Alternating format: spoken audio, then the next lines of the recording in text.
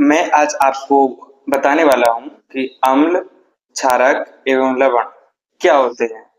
ये high school की NCERT का सेकंड चैप्टर है। तो चलिए देखते हैं। सबसे पहले अम्ल क्या होते हैं। एसिड या अम्ल ऐसे रसायन होते हैं जिनका स्वाद खट्टा होता है। आपने नींबू को देखा होगा, नींबू में सिट्रिक एसिड होता है। ये पानी में घुलने पर हाइड्रोजन आयन देते हैं। एसिड का पीएच मान 7 से कम होता है। कुछ एग्जाम्पल दिए हुए हैं। नींबू में सिट्रिक एसिड, दही में लैक्टिक एसिड, हाइड्रोक्लोरिक एसिड जो है वो हमारे पेट में पाया जाता है। और आपने देखा होगा बैटरी में जो एसिड यूज होता है वो H2SO4 यानी कि सल्फ्यूरिक एसिड होता है।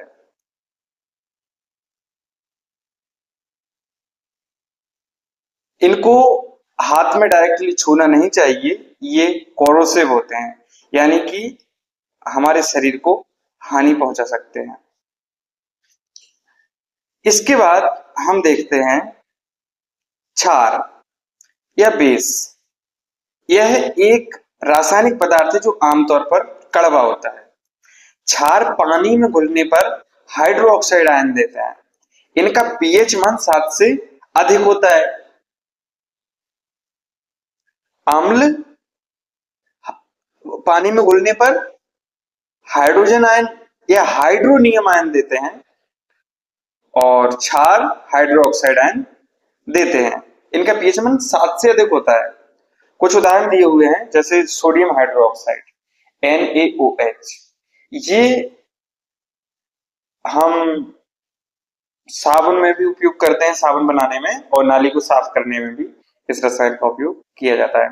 कैल्शियम हाइड्रोक्साइड, हम जो पुताई करते हैं ना घरों की, सफेद पहले करते थे चूना से, वो कैल्शियम हाइड्रोक्साइड हुआ करता है। उसके बाद हम देखते हैं कि अम्ल एवं क्षारक धातु के साथ में अभिक्रिया कैसे करते हैं। यहां मैंने एक फॉर्मूला लिखा है, अम्ल प्लस धातु इज इक्वल टू, मतलब लवण प्लस हाइड्रोजन। अम्ल धातु के साथ में अभिक्रिया करके लवण और हाइड्रोजन गैस उत्पन्न करते हैं। नीचे सूत्र है 2NaOH plus Zn arrow Na2ZnO2 plus H2। अम्ल धातुओं के साथ में क्रिया करके हाइड्रोजन गैस उत्पन्न करते हैं।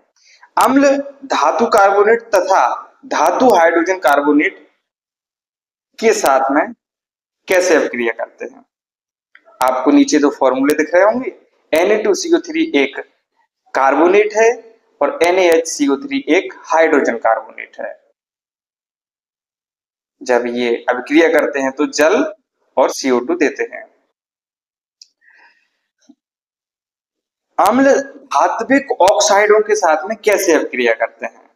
यहां आपको एक फॉर्मूला दिख रहा होगा, CuO plus 2HCl arrow CuCl2 plus H2O। CuO एक धात्विक ऑक्साइड है।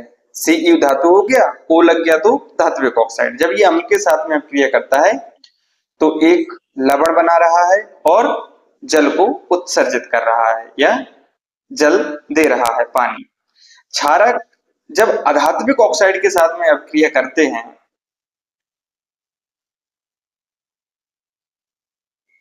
तो ये भी H2O देते हैं और कार्बोनेट बनता है। अधात्विक ऑक्साइड CO2 है। अम्ल और क्षार आपस में कैसे अभिक्रिया करते हैं, देखिए ये एग्जाम के पॉइंट ऑफ व्यू से काफी इंपोर्टेंट चीज है। यहां मैंने एक सूत्र लिख रखा है, क्षारक प्लस अम्ल एरो लवण प्लस जल। क्षारक और अम्ल आपस में क्रिया करके लवण और जल का निर्माण करते हैं।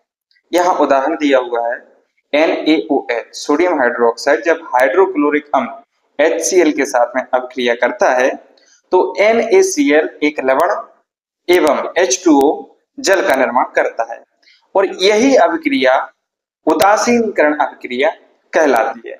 जब कोई अम्ल और क्षार आपस में क्रिया करते हैं और नमक व पानी बनाते हैं तो उसे उदासीनीकरण अभिक्रिया कहते हैं। दरअसल यहाँ टाइपिंग में कुछ मिस्टेक होते हैं हिंदी में, तो शायद आप उसको समझ सकेंगे और अपने अनुसार लिख सकेंगे। आगे देख लेते हैं कुछ महत्वपूर्ण तथ्य हैं, इंपॉर्टेंट फैक्ट्स, जैसे कि लिटमस विलेन बैंगनी रंग का रंजक होता है जो थैलोफाइटा समूह के लाइकेन पौधे से निकाला जाता है। प्रायः इसे सूचक की तरह उपयोग किया जाता है। सेकंड फैक्ट है, सभी क्षारक जल में घुलनशील नहीं होते। जल में घुलनशील क्षारक को क्षार कहते हैं, इतना ध्यान रखिएगा। जो शुक्र ग्रह है उसके वायुमंडल में सल्फ्यूरिक अम्ल के मोटे श्वेत एवं पीले बादल हैं। चौथा फैक्ट है, नीटल एक शाकीय पादप है जो जंगलों में उपजता है। उसके पत्तों में डंकनुमा बाल होते हैं जो अगर गलती से छू जाएं तो डंक जैसा दर्द होता है। इन बालों से मेथेनोइक अम्ल का स्राव होने के कारण यह दर्द होता है।